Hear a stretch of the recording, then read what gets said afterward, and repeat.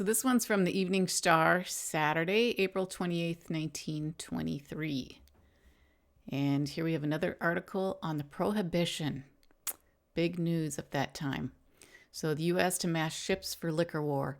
The rum-chasing armada of the United States, a coordinated fleet of American vessels from Prohibition Customs and Coast Guard, headed by the naval, probably with an admiral from the Navy in supreme command, will soon be riding the Atlantic 3-mile limit to end rum running.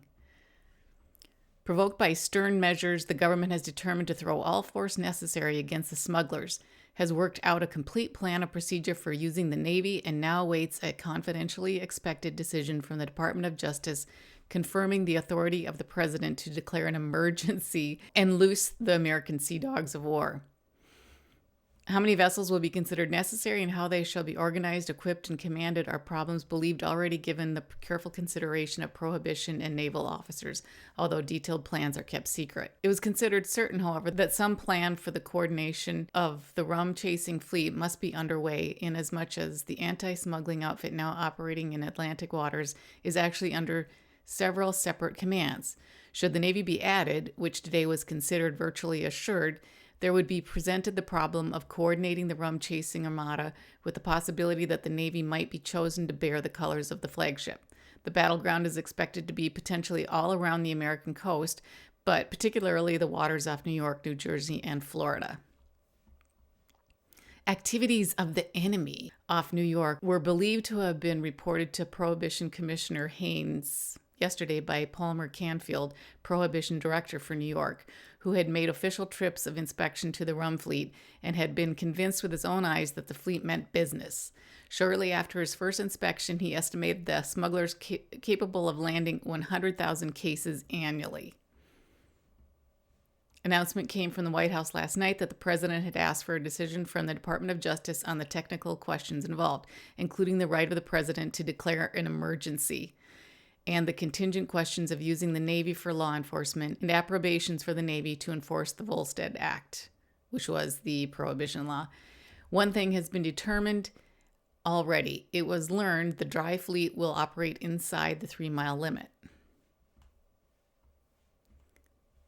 Some confusion existed in certain quarters today as to whether the government intended to throw the Army, Navy, Marines, and perhaps aviation into the anti-smuggling war. The Prohibition Unit, it was learned, has asked only for the Navy. Another powerful agency which may have been thrown against the enemy is the Navy Intelligence Service, trained in discovering the actions of any enemy. Officials feel that agency would be an invaluable aid. Another blow was struck yesterday by the government against smuggling in representations from the State Department to Great Britain, asking cooperation in the enforcement of the American law.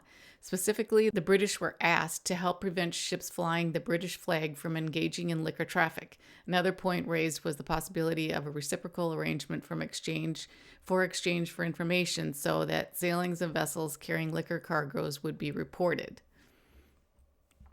Latest reports from visitors to the rum fleet indicate there were 9 vessels riding at anchor on Rum Row. Some officials believe today that the announcement from the White House that the power of the Navy may be thrown against them may scare many into precipitate flight.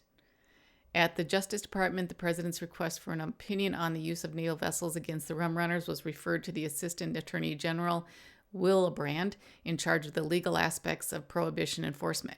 Mrs. Willebrand at once began an examination of the legal technicalities involved. She indicated considerable time would be required before her opinion could be formulated. What? Mrs. Hillebrand? The Assistant Attorney General was a woman in 1923. Impressive.